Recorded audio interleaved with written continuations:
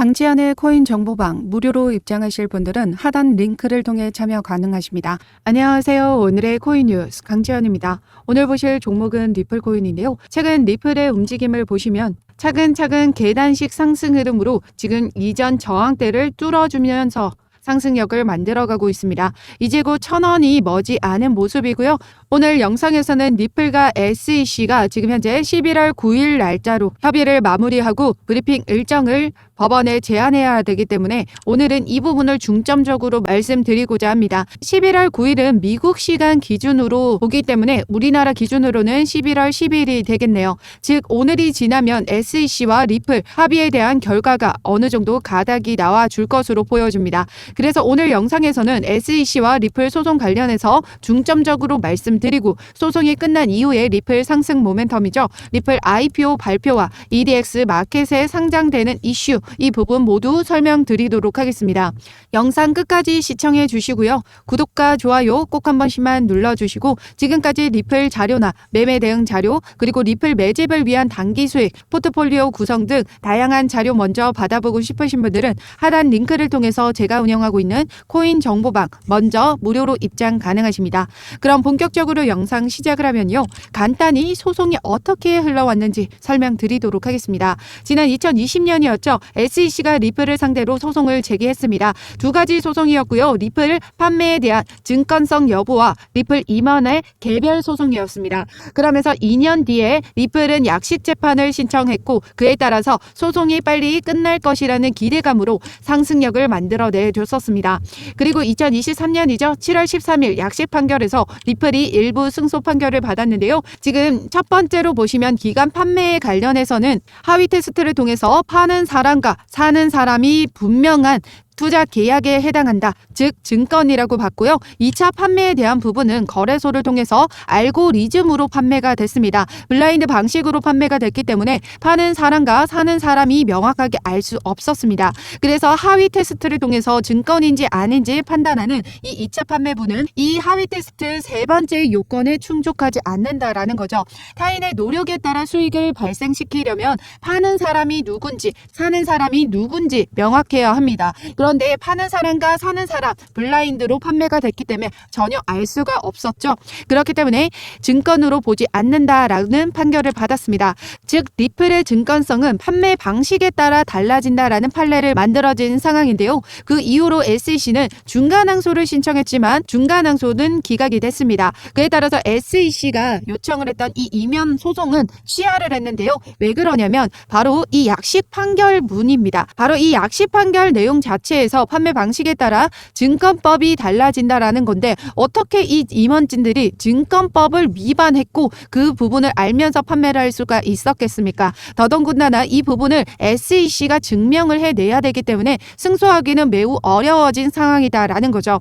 그렇기 때문에 승소가 어려워진 이 소송은 취하를 할 수밖에 없었다라는 겁니다. 앞서 말씀드렸던 내용이죠. 11월 9일 날짜까지 기간 판매에 대한 부분 어떤 조치를 취할 것인지 바로 이 기간 판매에 대한 부분은 증권으로 인정받았기 때문에 SEC가 리플에게 어떤 조치를 취하겠느냐라는 내용이거든요. 그래서 결국 SEC는 리플에게 벌금을 지금 요구했죠. 여기 보시면 SEC가 리플에게 7억 7천만 달러를 요구했습니다. 하지만 리플은 지금 2억 5천 달러까지는 지불 가능하지만 그 이상은 힘들다라고 발언을 했기 때문에 어느 정도 이 부분에 대해서도 협의가 필요한 부분입니다. 최근에 친 리플 변호사가 말했듯이 이 7억 7천만 달러를 요구한 부분에는 바로 리플이 기간 투자자에게 판매한 XRP의 규모입니다. 하지만 이 안에는 어떤 게 포함되어 있다? 리플의 사업 비용과 미국 외 다른 나라를 대상으로 한 기간 판매부는 제외를 시켜야 된다라는 거죠. 그렇기 때문에 벌금은 여기에서 확 떨어질 수밖에 없을 거고요. 이전에도 이 부분 때문에 소송이 장기화될 가능성이 있다라는 기사가 나와줬었는데요. 대부분의 XRP의 판매, 사업 수익은 미국이 아닌 다른 나라에서 수익을 많이 거둬들였다라는 거죠. 모두 이 부분을 제외하고 나면 소송에서 2천, 3천만 달러 정도 수준밖에 되지 않을 것이다 라고 했습니다. 게다가 최근 속보를 보시면 미 하원에서 SEC의 암호화폐 제재 예산에 대해서 삭감을 추진하겠다라고 했는데요. 톰 에머 의원은 SEC 암호화폐 규제 정권을 이름하는 법안이 통과되기 전까지는 SEC가 암호화폐 규제에 예산을 사용하는 것을 금지하는 조항을 모두 정부 예산안에 넣는다는 계획을 밝혔습니다. 게리 겐슬러 위원장은 디지털 자산을 표적으로 삼아 규제를 남용하고 있다라고 했고, 그는 암호화폐 때리기에 사실상 무제한으로 예산을 사용하고 있다라고 했는데요. 여러 가지 소송을 막대하게 진행한 것만 봐도 알 수 있는 대목입니다. 하지만 정작 눈앞에 벌어진 이 FTX 폰지 사기는 막지 못했다라는 거죠. 이 SEC 위원장은 비효율적일 뿐만 아니라 무능하기까지 하다고 강조했습니다. 현재도 SEC는 코인베이스와 다른 소송들이 많이 이어가고 있는 모습인데요. 그 소송에서라도 승리를 이끌어내려면 지금 현재 리플은 합의로 마무리 짓는 게 유리하다라는 거예요. 더군다나 예산안까지 지금 삭감이 되게 되면 리플 항소는 더더욱 할 수가 없게 되겠죠. 이제 SEC는 물러설 곳이 없습니다. 결국 리플과의 합의를 진행할 수밖에 없다라는 거죠. 그런데 오히려 리플 CEO는 SEC와 소송을 끝까지 밀고 나가겠다라고 강경하게 발언을 합니다. 그렇기 때문에 SEC는 지금 리플이 원하는 대로 벌금을 맞춰서 합의를 할 수밖에 없을 것이다 라는 거죠. 그렇기 때문에 SEC는 7억 7천만 달러가 아닌 그 아래의 금액으로 합의를 진행할 수밖에 없을 것이다 라는 거고, 이제 내일이면 그 합의에 대한 결과가 나와줄 겁니다. 합의 관련 소식 빠르게 입수하는 대로 제가 운영하고 있는 코인 정보방을 통해서 자료 공유 드리면서 리플 실시간 매매 대응 같이 도와드리도록 하겠습니다.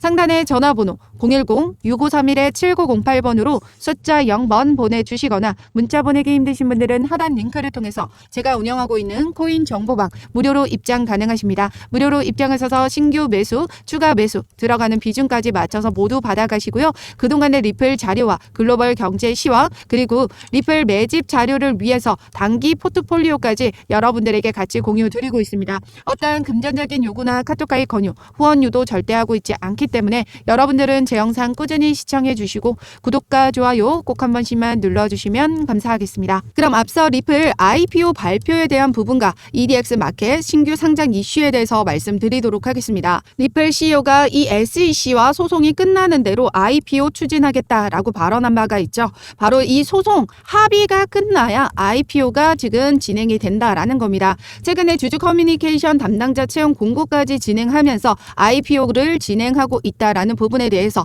확신을 가지게 됐었는데요. 그러면서 리플 스웰 컨퍼런스에서 IPO 발표에 대한 가능성이 제기가 됐죠. 그런데 모든 부분은 이 SEC와 합의가 마무리가 돼야 이 IPO가 가능한 부분이기 때문에 이 스웰 컨퍼런스에서 발표가 되기에는 매우 무리한 부분이 있습니다. 하지만 중요한 건 합의가 되고 나면 이 IPO 발표는 언제든 가능하다라는 거죠. 그렇기 때문에 스웰 컨퍼런스에서 IPO 발표가 되지 않더라도 너무 걱정하실 필요가 없다라는 거고, 지금 스웰 컨퍼런스에서 IPO 발표에 대한 부분에 대한 기대감으로 리플에 투자하셨던 투자자분들이 계시다면 어느 정도 실망 매물은 나와줄 수 있을 것으로 판단하고 있습니다. 그러면 그때 다시 잠깐 조정을 받아준다라고 하면요, 우리는 그때 신규 매수, 추가 매수 기회로 삼으시고 우리 리플 매수해 나가시면 된다라는 거고, 너무 걱정하실 필요는 없다라는 거죠. 그럼 우리 EDX 마켓 상장 이슈에 대해서 말씀드리도록 하겠습니다. 우선 EDX 마켓에 상장되어 있던 코인들 보시면요, 비트코인, 이더리움, 라이트코인 모두 미국 내에서도 규제의 명확성을 가진 코인들입니다. 최근 비트코인 캐시가 여기에 더해져서 더 큰 상승 흐름을 만들어냈었지만 현재는 10월 31일부로 상장 폐지가 됐습니다. 그렇다면 비트코인 캐시의 자리를 대체하기 위해서는 어떤 코인이 상장 가능할까요? 바로 이 세 가지 코인처럼 규제의 명확성을 가진 코인만 상장이 가능하다라는 거죠. 공교롭게도 EDX 마켓에서 비트코인 캐시가 상장 폐지되자마자 전 세계 암호화폐 허브인 이 두바이에서 리플이 공인 암호화폐로 승인이 됐다라는 기사가 나와줬습니다. 두바이 공인 암호화폐 역시 EDXM에 상장되어 있는 이 세 가지 종목과 동일합니다. 비트코인, 이더리움, 라이트코인과 더해져 XRP까지 총 4개가 됐다라고 하죠. 그리고 두바이에서 상장되어 있지 않던 비트코인 캐시는 상장 폐지가 됐습니다. 우연의 일치일까요? 이미 비트코인 캐시의 자리는 XRP가 될 것이라는 여론은 지속적으로 나와줬었는데요. 이미 10월 초부터 비트코인 캐시에 대한 상장 폐지 소식은 제기가 되면서 그 자리를 XRP가 대체할 것이라는 추측이 나와줬었습니다.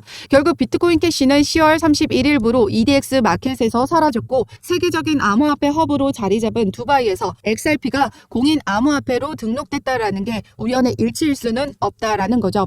더군다나 이 두바이에서 공인 암호화폐로서의 지위를 가진다라는 것만으로도 리플에겐 강력한 호재일 수밖에 없는데요. 이 두바이는 독특한 지리적 위치 덕분에 글로벌 시장 시장으로 통하는 완벽한 관문으로 자리하고 있습니다. 동양과 서양이 만나는 허브인 두바이는 전 세계적으로 유리한 위치에 있으며 국제금융센터는 중동, 아프리카, 남아시아를 연결하는 금융 허브로 작동하고 있습니다. 그렇다라는 건 전 세계의 절반, 이 절반의 막대한 자금이 움직이는 곳이기 때문에 자금의 유동성으로 인해서 XRP의 트랜잭션은 증가하고 그에 따라서 XRP의 가격은 올라갈 수밖에 없다라는 뜻이기도 합니다. 그렇기 때문에 두바이에서 리플이 공인 암호화폐로서의 지위를 가졌다라는 건 규제의 명확성을 가지고 앞으로 그 가치를 더욱더 높아질 수 있다라는 거고요. 미국에서도 그런 움직임을 만들어갈 수 있다라는 거죠. 실제로 SEC와 리플은 지금 현재 합의금 논의 중에 있습니다. 내일이면 그 합의금에 대한 결과가 나와줄 거고요. 합의가 원활하게 마무리가 된다라면 리플은 이제 비트코인과 이더리움, 라이트코인과 함께 미국 내에서도 규제의 명확성을 가진 코인 대열에 합류하면서 가격 폭등을 만들어낼 수 있다라는 거죠. 지금 현재 리플 차트를 보시면 이제는 여기 920원대를 돌파해 주려는 움직임 계속해서 보여주고 있습니다. 오늘 날짜로 비트코인이 지금 2%가량 상승 흐름을 보여주고 있는데요. 그 부분은 바로 오늘 날짜 속보 SEC와 그레일 스케일 비트코인 현물 ETF에 대한 출시를 논의한다라는 속보가 나와주면서 다시금 비트코인 현물 ETF 출시가 곧 임박했다라는 기대감이 발생했습니다. 암호화폐 시장에도 지금 유동성 자금들이 원활하게 만들어지고 리플도 합의가 마무리가 되는 순간 순식간에 리플은 1달러 그 이상 돌파해 주게 될 겁니다. 이제 더 이상 리플 매수 기회를 놓치시면 안 된다라는 의미고 최대한 저점인 구간에 리플을 매집해 나가셔야 됩니다. 그래서 상단의 전화번호 010-6531-7908번으로 숫자 0번 보내주시거나 문자 보내기 힘드신 분들은 하단 링크를 통해서 제가 운영하고 있는 코인 정보방 무료로 입장 가능하십니다. 무료로 입장하셔서 우리 리플 신규 매수, 추가 매수 들어가는 비중까지 맞춰서 모두 받아가시고요. 우리 리플 그동안의 자료와 글로벌 거시 경제에 대한 자료 그리고 단기 포트폴리오까지 구성한 자료들 모두 여러분들에게 공유드리면서 리플 효과적으로 매집해 나갈 수 있도록 도와드리도록 하겠습니다. 어떠한 금전적인 요구나 카톡과의 권유, 후원료도 절대 하고 있지 않으니까요. 여러분들은 제 영상 꾸준히 시청해 주시고 구독과 좋아요 꼭 한 번씩만 눌러주시면 감사하겠습니다. 그럼 앞으로의 리플 전망에 대해서 말씀드리도록 하겠습니다. 최근 기사인데요. 미국 통화감독청장이 자산 토큰화에 대해서 기대하지만 암호화폐는 사기다라고 발언을 했습니다. 지금 외신에 따르면 미국 통화감독청 워싱턴 DC 핀테크 위크 행사에서 자산의 토큰화는 자금과 증권의 이동을 정산하는 데 따르는 복잡한 위험에 해답이 될 수 있다라고 밝히면서 토큰화는 제대로만 활용한다면 자산이 거래되는 단계를 축소하고 단순화할 수 있는 잠재력을 가지고 있다라고 말했습니다. 그런데 왜 이 부분이 리플과 연관이 있고 호재로 작용할 수 있을까요? 바로 최근 리플 기술 책임자죠. CTO가 이런 발언을 했습니다. 내년 XRP 레저 기반의 RWA 프로토콜이 나올 수도 있다라고 발언을 한 건데요. 이 RWA란 현실 세계의 실물 자산을 블록체인의 기술을 활용하여 토큰화하는 개념입니다. 예를 들어서 금과 부동산, 예술품과 같은 현실 세계의 자산을 디지털 토큰으로 변환하여서 블록체인 네트워크에서 거래를 할 수 있도록 한다라는 거고요. 지금까지 암호화폐가 위험성 있는 투자라고 여겨졌던 이유 중 하나는 대부분의 가상화폐가 바로 이 실물 자산을 담보하고 있지 않기 때문이었는데요. 앞서 미국 통화감독청 시청장도 말했듯이 암호화폐에 대한 의구심을 여전히 나타냈다라는 것도 암호화폐는 투기적 이익에 대한 희망에 의해 주도되는 경향이 있고 여전히 사기와 해킹으로 가득 차 있다라고 지적을 했기 때문이죠. 만약 리플레저 기반의 RWA 프로토콜이 나온다면 국제송금 기술과 더불어 실물 자산을 담보하고 있기 때문에 그 가치는 상승할 수밖에 없습니다. 리플은 기존 스위프트의 기술력보다 빠른 송금 시간과 저렴한 수수료로 송금이 가능하기 때문에 여기에 실물 자산까지 더해진다라고 하면 다른 코인과 비교해서 안전한 담보물을 담고 있기 때문에 더 많은 수요가 몰리게 될 것이고 그렇게 된다면 유동성 증가로 가격 폭등이 발생할 수 있다라는 거죠. 이미 리플은 전 세계 은행과 접촉해서 파트너십을 맺고 있고 국제송금 기술에 대한 사업을 확장해 나가고 있습니다. 단기적인 소송 리스크뿐만 아니라 장기적인 관점으로도 펀더멘탈 소재로서도 충분히 그만한 가치를 가지고 있는 코인이다라는 거죠. 유명 암호화폐 전문가 제이슨 프리드먼은 리플은 아마존과 같은 비전을 가지고 있다라고 했습니다.